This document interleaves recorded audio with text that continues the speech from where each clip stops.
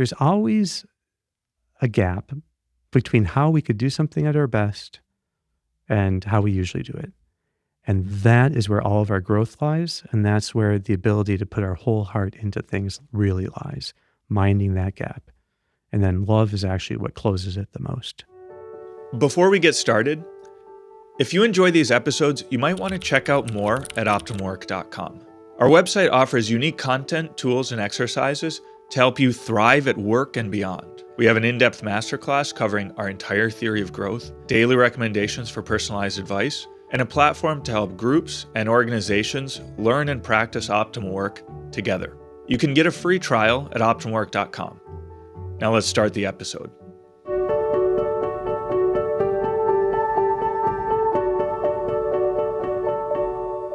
Hey, this is Sharif, here with another episode of the Optimal Work podcast, joined by Dr. Kevin Majeres. Kevin, it's great to be back here with you for the fourth and final installment of our series on mastery. Yeah, Sharif, thanks for having me back. I can't believe we're already at episode 4 on this. Yeah. It's been a wild ride. Well, and I don't know, maybe we'll end up doing another one if we raise some interesting questions and aren't able to resolve them in this session. But well, I don't know, maybe we could recap just so that people who have been listening to the whole series get resituated, and people who are listening for the first time maybe get some of the background here.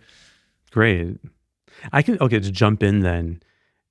What we're talking about is the ability to do something very well, any kind of task. If you are really good at doing it, you're using in some way a series of steps that you've mastered. If we look more closely, we see that there's this initial phase that relies on your explicit knowledge about how to do something. So before I ever did a therapy session, I memorized what are the steps you do in a therapy session. So now I had no procedural memory, no kind of muscle memory that helped me. But I did have this idea that there's this explicit knowledge, I do these steps. And anytime you're about to do something, if you can lay out the steps just using your explicit knowledge, it's called declarative memory. You've actually achieved that first level then of explicit mastery. So you can produce a series of steps toward the goal of doing this well. The next stage is where those steps have been practiced by doing it a number of times. And as you practice them, you transition from declarative memory to procedural memory. Now it feels a lot more it's implicit. It becomes more automated. It requires much less deliberate thought to be able to go through that series of steps. So again, if you're, say, mastering a new recipe in cooking a dish, well, in the beginning, you have to study the steps, make sure you know them, but you have them all laid out. But as you have done it now again and again and again, you're able to make that implicit, so you don't have to think so much about the steps. You might still have them there for reference, but you don't have to use them as much. Okay, those are the first 2 stages. The great thing about this kind of way of thinking of mastery is it is something that anyone can grow in for any task. If you get into how do you do resuscitation for someone, who is fallen unconscious, well, it's a series of steps. Someone is choking. What are the series of steps? Mastery in medicine, the way I was taught, is knowing the right series of steps. Okay, so how to do it. Now there's, in the end, once you have attained this implicit mastery, the second stage, you are able to more effortlessly do the task. And that is a great thing, because why not have effortless attention? You're far less likely to get distracted or to use what you think of as willpower in doing the task. As soon as you start it, you can complete it. You can work through the steps until completion. The problem with the implicit stage, though, is that you can reach a kind of plateau. Mm-hmm. Right? So, Kevin, and then we're going to get to the third stage. I mean, the third stage is the major topic for today, which is the optimizing stage. But maybe if just really quick, I would like to take a look more at the explicit and implicit stages. Mhm. I forget, are we calling them stages or phases? I don't know. I think it's the same. Yeah. Okay, it's just all the same. We just have to be consistent. But so just connecting it to this idea of deliberate practice, and I think that fits in here with the explicit part, or well, how exactly does that fit in? Because it's so important that when people are practicing a strategy, that they do so deliberately and that they make sure that the strategy is kind of more or less correct before they practice their mistakes, so to speak. So how does that all fit together? Yeah, so I think Anders Ericsson is the guy who rejected the two-stage hypothesis, so that there's only the explicit stage and the implicit stage. And he said that what you see in masters is a continual stretching of themselves, which he called deliberate practice. So the book I recommend for everyone is Peak. It's Anders Ericsson's book. It's some of the data from there got cherry-picked and turned into the 10,000-hour rule for how to attain mastery in anything. And so that's not really what he's talking about. And that doesn't even show an understanding of the stages of mastery as Anders understood them. So deliberate practice, then, is in fact a feature of optimizing this third stage. And he mentioned that he thought that I think he would call the third stage deliberate practice. The other person who is really important in seeing that it can't just be two stages is Mihai Csikszentmihalyi, who is the psychologist most known for his work on flow and the relationship between mastery and challenge in a task and your ability to go into flow while doing it. That also, in fact, requires that there's a third stage. Okay, so sorry, I kind of jumped the gun with that question because the other question I have before we dive in here to the last stage, the optimizing stage, is just to understand what mastery is, because I could think of, okay, so to give the example of a tennis player, you can think that they might have a strategy as they're learning their forehand for the first time. It's like, okay, plant my feet this way, and then do the backswing this way, and then swing, and then they practice it over time, and they get the back, and then they get the forehand just right, and then but they're not like a tennis master.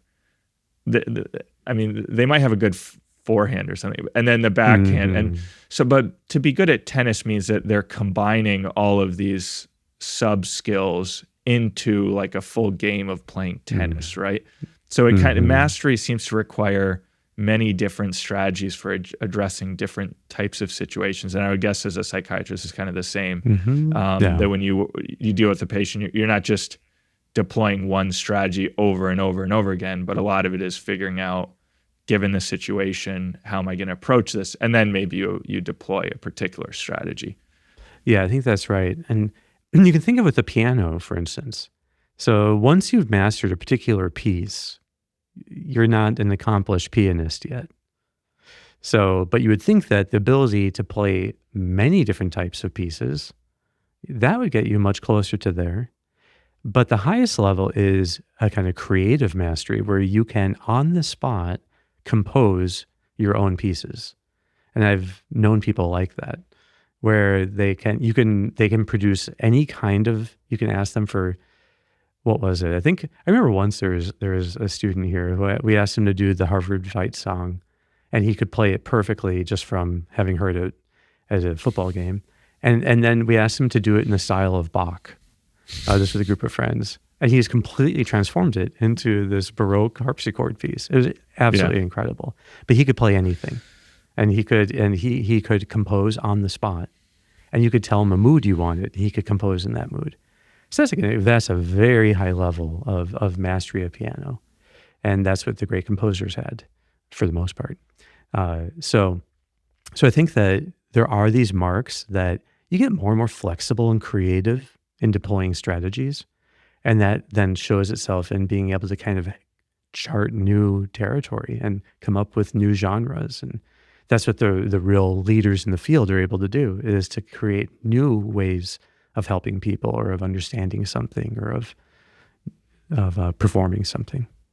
Yeah. Okay, great. So, and then as you've kind of I think you pointed this out maybe in the first episode of the series, but that just mere technical mastery is not for you like the height of mastery. It's not Yeah. as if the whole point is just to improve technically over and over and over again. But we're also talking about, improving how we serve others, the qualities with which we perform the work, and so on. Yeah. And that's what's so important to the last stage of optimizing, is that in fact it's not just the work that's being done. That's not what's being optimized. It's you that are being optimized. It's your bonds with others that are being optimized. So even when we think of optimal work, we're talking about being able to work at that level of mastery. But then that's what produces the best version of you too. Okay, so I think that's the perfect segue then to kind of dive into this optimizing stage of mastery. So, yeah, where do you want to start? I guess maybe the first place to start is just my challenge to you, which is, do we really need a third stage here? Or can we just think of it like we have an explicit strategy that we practice and it becomes implicit. And then when we reach like a certain level there, we just go back to explicit and we say, okay, now how can I improve the strategy by tweaking these steps in these explicit ways? And then I practice the new strategy until it becomes implicit. I mean, so is it just this constant back and forth between explicit, implicit, or is there something different going on? Yeah. In fact, I think that the last stage, the optimizing stage, at one level could be understood as an iterative combining of the first two. Now, we don't have that many forms of memory. We have declarative and we have procedural in this context, this way of slicing it. So we're not going to come up with a third kind of memory, but there is this new relationship where you continually set new explicit goals that then become implicit, and then you continue the stretch by setting another explicit goal. So you're constantly studying what are the effects? How is this going? How hard was it? So you look but after you do anything, you can ask yourself, what went well? What didn't go well? And then how can I do it better the next time?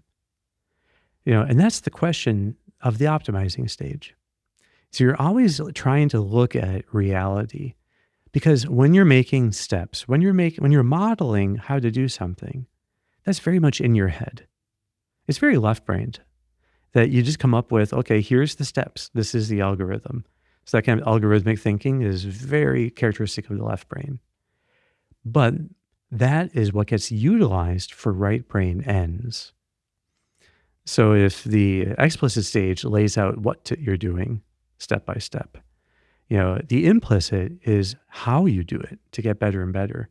But the real why you're doing it and then how to deepen that actually comes from, that's a right brain thing. And it means looking at reality and then how do you keep tuning better the way you're doing this? Another way of thinking of it is, before you start anything, it means asking yourself, what would be the very best I could do in this? Right? So think of like a time you're going to be sitting down to work. Or think of a time you're sitting down to do, say, a time of meditation. And ask yourself, what would my very best look like in this? Now that image, that's the koan, that's what you're going to be aiming for. But between that and your usual way of working, your usual way of speaking with this friend, your usual way of meditating, between this, what it could be and what it typically is, there's a gap. That gap is what you have to always keep in mind. I've never actually been on the British subway, but I understand that it always says mind the gap. But I think of that all the time. That you're thinking of what could be the highest hope I could have for doing something versus my usual way of doing it. The thing that happens with the implicit stage of mastery is it becomes work as usual. That's the whole point. Then you need to be thinking anew. Okay, how, like looking at the results you're getting, looking at what would your best time of work or meditation or prayer, what would it look like? Always you can mind the gap. And that's what you try to then use to set some goal for how you're going to be in this. And that will almost always be a quality goal. That there's some kind of skill or ideal or bond you're going to seek to deepen as you do this thing. That's what would actually make it your best. Because just being more efficient or productive or faster, the quantity goals, they don't really work except as a kind of synecdoche. Like, okay, I'm going to try, like writing 2 pages an hour on the thesis might just mean being ordered, working with intensity, not giving into distractions. It might mean all these other things. But I don't think that quantity goals in themselves are motivating. And I don't think they contain anything for the right brain to appreciate and strive for. But in fact, the right brain is what has the deepest reserves of dopamine available for it. Before we continue, a brief message. If you're benefiting from these discussions, please take a moment to hit like and subscribe. Doing so helps us to reach more people. So you're not just learning, you're also helping others to discover a path of growth and flourishing. Thanks for your support. Okay, so I think you've changed a little bit the way I was thinking about it. So you, I guess in the first 2 stages, the explicit, the implicit, you're thinking that, okay, I have a list of steps here that I'm following. And the steps are typically some kind of like outcome or thing you want to do. Like I gave the example of the tennis, but he's like, plant my feet, backswing, forward, keeping my eye on the ball or whatever it is. So those are all very kind of just outcome-based sub-steps kind of, or steps of your strategy. But now you're talking about as you enter the optimizing phase, it's kind of like you got liftoff and you're setting new types of steps where it's more about the quality and not the particular step that takes you closer to a goal of getting something done. So you're talking about... Exactly. Yeah, okay. So this is a new way of thinking now. So mastery then, there's a basic level of mastery that becomes the vessel for the heart, that allows you to actually put your heart into how you do something. Think of even playing, so that there's a certain baseline level of mastery needed. I'm playing the piano, let's say, that where then you can start putting the heart into it and you can make it more expressive. There's an actor performing their lines that first there's like getting the lines right, and then being able to deliver them well deliberately, and then more making it implicit. But then there's this whole other thing, which is putting their heart into the performance. So the heart really is the mobilizing of the whole person in the pursuit of a goal. And only some goals are actually worthy of the heart. And those are not about doing, they're more about being. And explicit and implicit mastery is only about doing. But that's why it doesn't change you. To be able to to be able to just get through, you think of a clerk in a store. Well, they might be good at knowing this is how we greet people. These are the steps. This is how we try to talk to them, to sell them, the clothing, say it's a clothing store, and then you'd want that to become more second nature where now it feels pretty smooth. But then the question is, are they really putting their heart into it?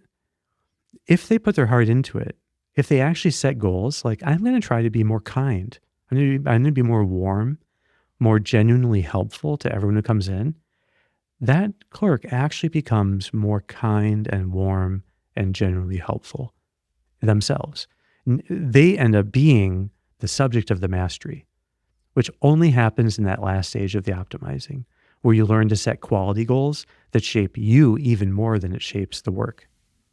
Right. And it occurs to me that this is probably some way that, one way that people can differentiate themselves from ChatGPT and robots is, ChatGPT might be able to make a really good series of steps, but it won't be able to put its heart into performing those steps. It has no heart. Right. And just when you look at the way you try to stretch yourself, now I think that Well, the reason I think flow is like a crucial concept here, is that no matter what you're doing, once you've mastered the steps and you've internalized them, you're going to basically end up having too much mastery, and the task is going to get boring. And the more boring the task gets, the less you're able to enter flow while doing it. You have to find new ways of stretching yourself in the task. And so you think of a mother preparing dinner for her family, say, well, there's the steps that go into the recipes, but you can't just keep improving that. But you can always find some way of putting more care, more thoughtfulness, more love into each of the actions. And there's this incredible capacity we have, which is the ability to mobilize the whole of the heart into smaller and smaller actions. That, in my mind, is the height of optimizing. Because the higher the ideal, the more it's going to look like love. The lower ideals are going to look more like skills. So, punctuality. Is that like a skill? Is that learning how to estimate travel time? Estimate wind down time it takes? Well, yeah, it's a lot like a skill. But then as you go higher in punctuality, becomes a way of being generous. So having things on time for your family, being home on time for the family, okay, that's becomes generosity. Well, that's a much more closer than to the bond itself, being loving. So I love the saying, Flannery O'Connor, everything that rises must converge. It's a beautiful line. And it has to do with lower ideals, like, say, punctuality, is almost a skill. I think it is a skill because you can maximize it. It's a lot like learning how to estimate travel time between two places. That lets you get there punctually. But a higher way, punctuality can be very linked to, say, being generous, say, being on time to meet a friend or to be home with your family. Well, that's there now. Punctuality molds into this higher goal, which is generosity. And generosity is very close to the highest, which is being loving. So that the higher an ideal is, the more it's like love itself and just simply being loving. In professional terms, that's serving. Well, that sense then of love and service is inexhaustible. And as we make progress in being better and better at it, we actually find ourselves more and more motivated to do it. It's progress towards meaningful goals that actually gives us the greatest amount of dopamine. And love is the most meaningful of all goals. And as you make progress in real ways of being loving, in fact, you're able to get a wonderful sense of motivation by doing it. I love it, Kevin. So you touched on it a little bit, is the relationship between technical skills and mastery and love and like how those all fit together. It seemed like earlier you said that technical skills is like a lower form of mastery than putting love into something, but you kind of need to do it first because it's hard to do something with love unless you can actually do it somewhat well. But it also seems like it goes a little bit the other way too, is that if you're really trying to put love into something, you're then driven to do it better and better. And so then there's a continual growth in technical mastery too. So there's like a virtuous cycle that they both improve each other. Is that? In fact, I think love requires that we give our best insofar as the task allows for it. And so to do something shoddy for someone and, to give that, I think that actually isn't very loving at all. It's not capable of holding love. Mastery is a kind of vessel that allows us to put love into things. So you need at least some basic level of trying to do it well, trying to have a sense of just integrity in how you're doing it.